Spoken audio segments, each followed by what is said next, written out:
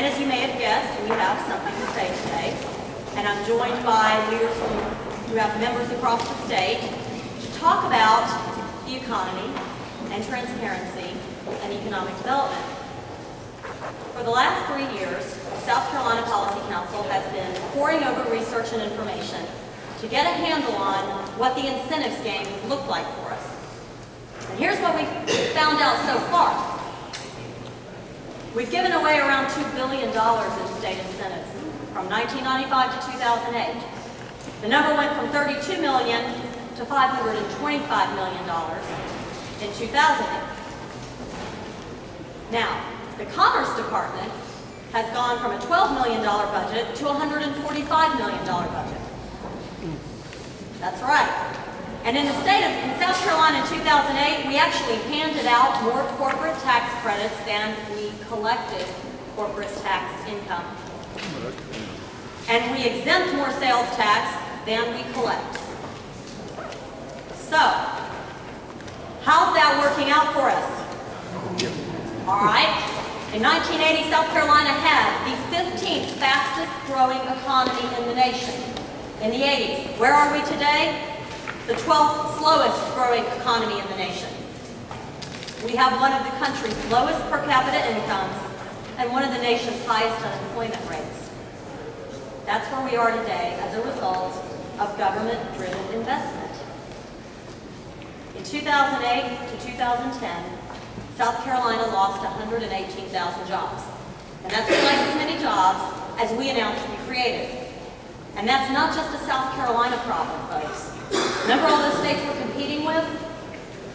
The economists tell us it's a zero-sum game across the country. Let's look at neighboring North Carolina. Same time period, 08 to 2010, they also lost twice as many jobs as they announced they created. That's where we are in this country. There are a whole slew of deals, folks, and we've got them for you today that have not paid off, and you don't know anything about them. Most of this process is conducted in secret by a handful of politicians, a few lobbyists, a consultant or two, and the rest of you don't have a say in how your money is invested. And that's what's got to change.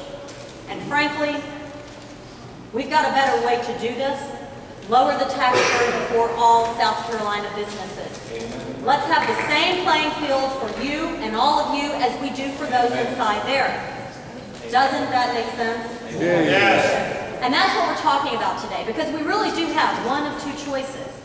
We can continue down the path of allowing a handful of politicians to invest our money, and think about that.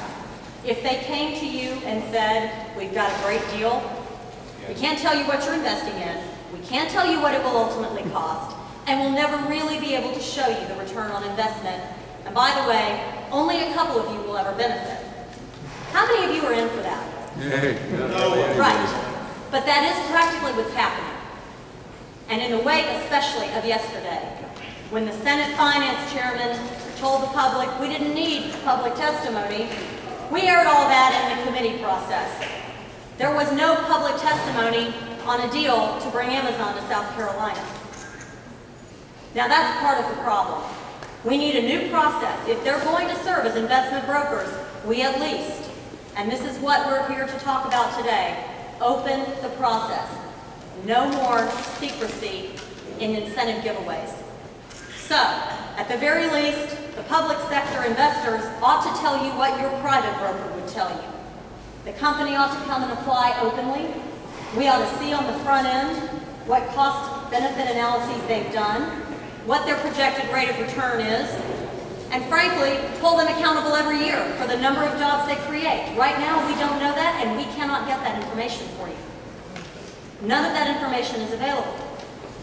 So, if you want to come to South Carolina, we hope you'll come because we intend to lower taxes across the board and give you the only thing South Carolina can truly offer to be competitive, and that is the lowest tax state in the country. That's what we can compete on.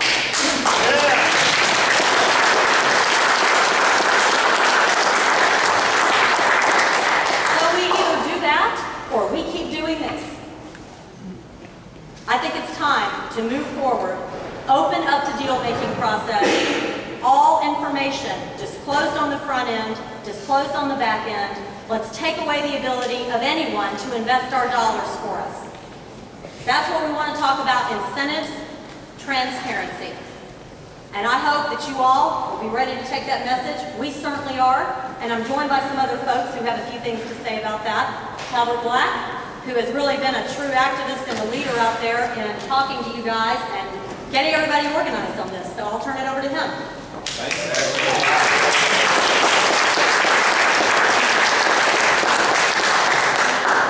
That's some really interesting numbers. Welcome to Soviet South Carolina. My goodness.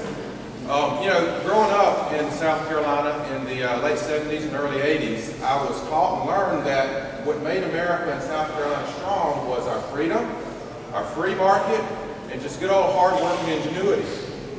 And, you know, we made fun of the Soviets. How in the world could some, you know, select group of men sitting in Moscow decide what's best for the economy for this whole union of Soviet states? Not only that, but the corruption and graft that goes along with that ability to decide where billions and billions of dollars or rubles goes and what companies that the government backs. That's a tremendous opportunity for corruption. But the politicos lived well. They did very well because they got all the benefits under the table. Now, I look around in South Carolina at our economy, and I see much of the same thing going on, where there's a select group of individuals, Chairman of the Senate Finance Committee, Chairman of the House Ways and Means Committee, maybe some people on the Economic Development Board, the governor, who go and make decisions for 4 million South Carolinians on where your money is going to go and what companies are going to get it. The same opportunity for corruption, graft, and under-the-table favors is right there. Just last year, we had the chairman of the Senate Finance Committee, as quoted in the state newspaper on March 7th, say, if we let the free market work, we're going to be back in the 1800s. And just yesterday, he decided to hold a committee meeting without public input on a deal not to bring Amazon to South Carolina, but to give them a huge tax break. That's got to stop. Our General Assembly's leadership has put together an economic plan for South Carolina. This is their pyramid for their economic plan they introduced, I think it was last year. Now, on this economic plan, there are words for how this is going to take place, things like incremental tax credits, incentives, grants. But I don't see anything on here that talks about hard work, ingenuity, free market. How is it going to be managed? Well, there's organizations on here such as the Endowed Chairs, this Knowledge Sector Council, the South Carolina Research Authority Executive Committee, who are going to control our economy. That has got to stop. We need in South Carolina to put away the old failed Soviet system of the planned economy and allow the free market to work. Thank you.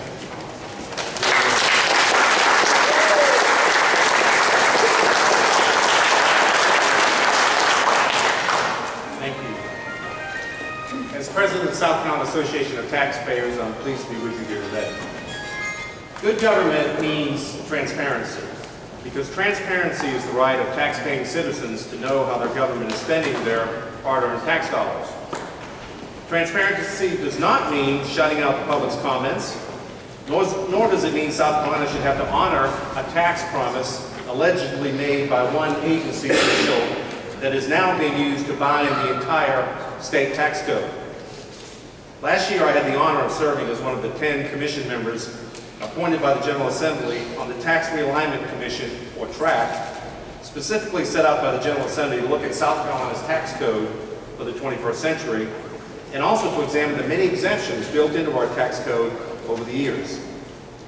Tax exemptions, I might add, that were usually the byproduct of a high-powered lobbyist to seek out the exemption for their client.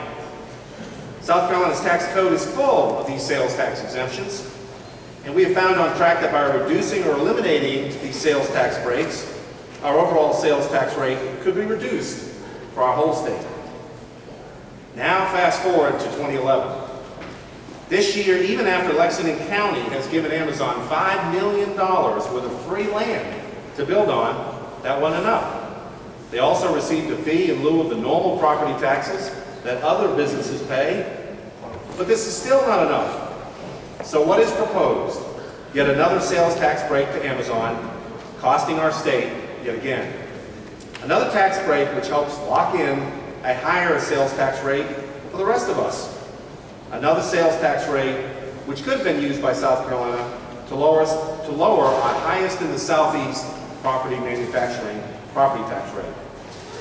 Folks, this is tax reform in reverse. And another example of the danger inherent when governments, state and local, try to pick the winners in the marketplace.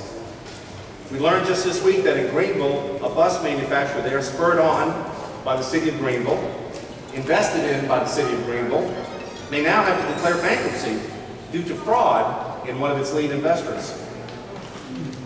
Where was the transparency in that deal? Where did the taxpayers of Greenville go to get back their $250,000? And this is not limited to Greenville. Just a few blocks from here, we have the so-called InnoVista. It should be called InnoVacancy. Invested in by the city of Columbia and the state. Millions of dollars poured into that. And the only group happy with that project so far are the pigeons. The best we can hope for from our government is less burdensome regulations for the marketplace, and that's it. Special deals to well-connected firms, special tax deals on the hope of job expansion, usually at the expense of existing jobs, should not be a role our government should be in. We need fewer special tax breaks to lower our overall tax burden and more transparency on the deals that do come about when businesses come to South Carolina. It's all about fairness to South Carolina taxpayers, and not just a few, but to everyone. And now to talk about transparency is my good friend, Senator Davis.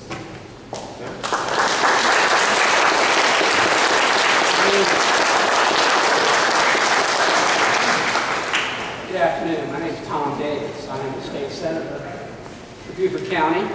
I've been in the Senate for a little over 2 years. Prior to that, I was in the executive branch, chief of staff for Governor Sanford. I used to think that the arguments were between Republicans and Democrats. And then when I went to work for Governor Sanford, I thought the argument was between the executive branch and the legislative branch. But what I've come to realize, and after looking at the research that's been compiled here, the real battle is between the elected officials, the ruling class, and the people. That is where the battle is taking place. The numbers are absolutely staggering. You heard Ashley say, in 1998, the amount of targeted tax breaks, special deals, tax credits, were $34 million a year. In 2008, the most recent year for which we have certified numbers by the Board of Economic Advisors, the number was $523 million in special tax credits. Today, that number is close to $1 billion in special tax breaks annually. That's against a $5 billion general fund, ladies and gentlemen. We don't have a free market economy in South Carolina. We don't have capitalism at work in South Carolina. And I never thought there'd be the day where I had to stand up here, we needed to stand up here, and talk about how the free market and capitalism is the key to prosperity. That the key to prosperity isn't 170 elected politicians deciding what the emerging industries are going to be 10, 15 years down the road. I've been up here long enough to realize that the decisions those politicians are making with your money, they're not based upon due diligence. They're not based upon economic studies. They're not based on a rational assessment of what's best for you. It's based on getting the right lobbyist, the right corporate tax attorney, getting access to the right committee chairman, and getting your deal done. It used to be the way to get ahead was to have a great idea, save your money, work hard, reap the benefits. I wouldn't advise any client of mine today to follow that model. I would tell them, in addition to that, hire this lobbyist, hire this tax attorney, talk to this committee chairman, because then you can get a leg up on your competition. I faced that just last year when the Sembler Company, a large shopping mall company, had a proposal that was voted on unanimously by the House, and all but 2 senators in the Senate were for it. What it had was sales taxes generated by this new mall. It would get back 2%. And that money would go to pay for the developer's mortgage, to pay for their shopping mall. And that was going to pass. And why was it going to pass? Because it created 1,200 new jobs. Well, I kind of dug into that a little bit, and I said to the state economists, if they've got 1,200 jobs, where are they coming from? He said, oh, they're coming from other businesses in that area. There's no net increase in jobs. They're just moving from the shops that are there to the new shop. So we're shuffling the decks with your tax money. I stood up there with Greg Robert last year, and Greg Robert is a taxpayer hero because he was absolutely staunch. We defeated that. We set it to defeat, and we're going to do the same thing with Amazon. And it's not just about Amazon. It's not about Assembler. It's about large corporations who believe that they can come in here and hire a lobbyist and hire a tax attorney and get a sales tax break or a corporate tax credit to create jobs. There's no analysis that's done in regard to where the jobs are coming from. They're coming from the mom and pop shops and the small businesses that don't have the ability to take off from work, hang out in this lobby, hire a lobbyist, go to committee chairmanship meetings. They don't have that time. Why are we even talking about this? Why are we even talking and having to defend the notion that what makes our state great and what makes America great is the free market economy and capitalism? I'm a capitalist. I'm proud of that. I like the idea that people can take their money, take an idea, work hard, achieve, and prosper. I like the idea they don't have to drive to Columbia and hire a lobbyist and sit down and cut a deal. The numbers are absolutely staggering. Remember we created last year the TRAC Commission, Tax Realignment Commission, because we have too many sales tax exemptions. We need to sunset those exemptions. And Talbot and Ashley and Don are absolutely right.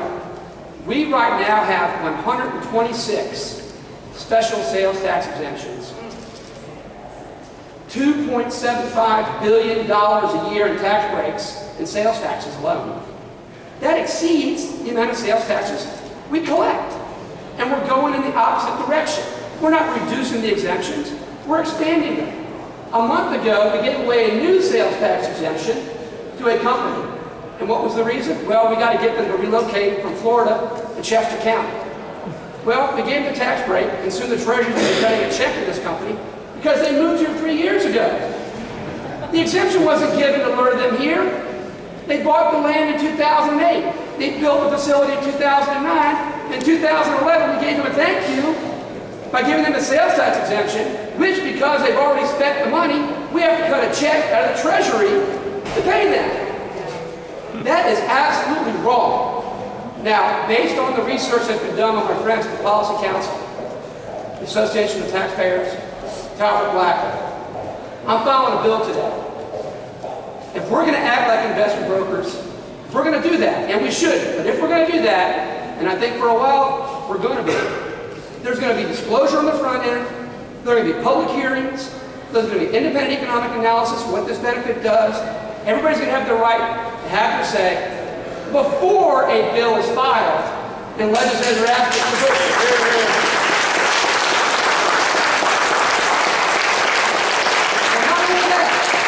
Not only that, if they want to be investment brokers, if you really want to hire 170 politicians to drive your economy, not only should there be due diligence on the front end and transparency and debate, but guess what?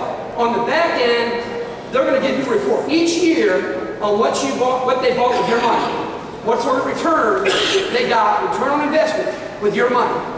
And so I'm filing a bill today that on the front end requires transparent due diligence, and on the back end requires an accounting to people. And guess what? If that return on investment isn't there, if they haven't invested your money wisely, vote them out of office. Vote them out of office. There's some people up there that believe that the power belongs with the people, that the power belongs with people taking an idea and money and hard work and achieving, and that success isn't bought up here at the State House with the tax code. Vote people in that believe in that. I never thought in the year 2011 we'd have to be standing up here and defending freedom and liberty and the free market and capitalism. But ladies and gentlemen, that's what it's come to. When you go from $34 million in special tax credits in 1998 to $523 million in special tax credits in 2008 to close to $1 billion now, you're losing your economy. You're losing your ability to compete. You can't compete against those corporations that have the ability to get a leg up on you. I'm going to push this bill through.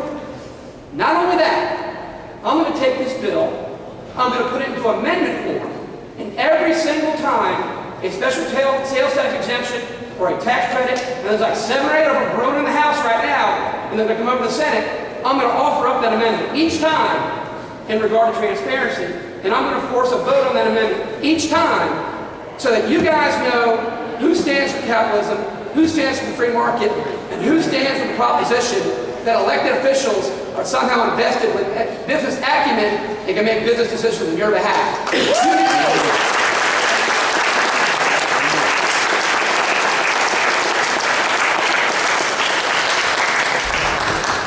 All right, questions? What's the first step that South Carolinians need to take to make this change? Well, I think Tom's put a pretty good proposal forward. The first step is going to take place at, well, about 35 minutes from now, when I'll file a bill with co-sponsors to have transparency and public input and economic analysis on the front end for any special deal and accountability on the back end to the public in regard to how they invest your money. It starts with that, and it starts with seeing who supports that bill, and it starts with who opposes that bill. Yes. What's the number? It doesn't have a number yet. I take the research I'm given, I look at that information, I draft the bill, and I'll take it upstairs and I'll explain it. The process starts today. What do the people at home need to do in order to help you out? Well, what we've done in the past and what works so well with the roll call bill is the people call there and email there and visit their representatives and let them know you support this bill, we get this bill, or we get a new senator, or we get a new representative. There you go.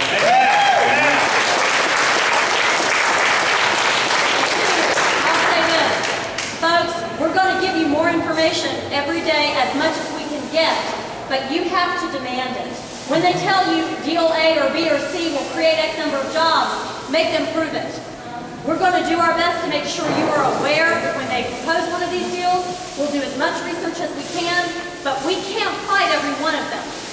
The public needs to say, we want the free market in charge, we want competition, the only way it's going to work, through the free market, and we want full open disclosure. Now, I'll say this, they're not going to like that in this building, they're not going to like that in the little circles of lobbyists and special interests and consultants, because they're going to argue, we can't possibly get these deals done if you make us tell you the name of the company and how much we're giving them. We can't do that.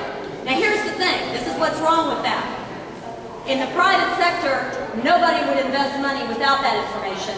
Public sector investment creates secrecy. It demands secrecy. If companies want a loan from us, if they want our money, they're going to have to tell us how they're going to spend it and what it's going to do for us. And that needs to be the new model by which we give away any of our capital. Amen.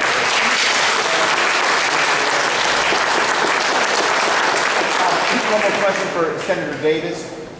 On the Amazon bill that was the incentive deal that went through the Finance Committee yesterday, one of your colleagues told me he felt obligated to see it through because the deal came up under the previous Commerce Secretary and Governor Sanford. What is your response to that, and how do you intend to vote on this when it hits the Senate floor? I think that's a bogus excuse.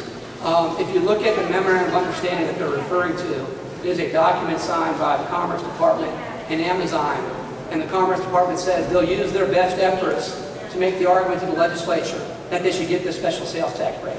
I'm not bound by that. The legislature is not bound by that. Nobody in the executive branch can go out there and promise somebody, if you come here, we'll get a law passed. If we start that, we're on the road to something far more terrible than I can even imagine.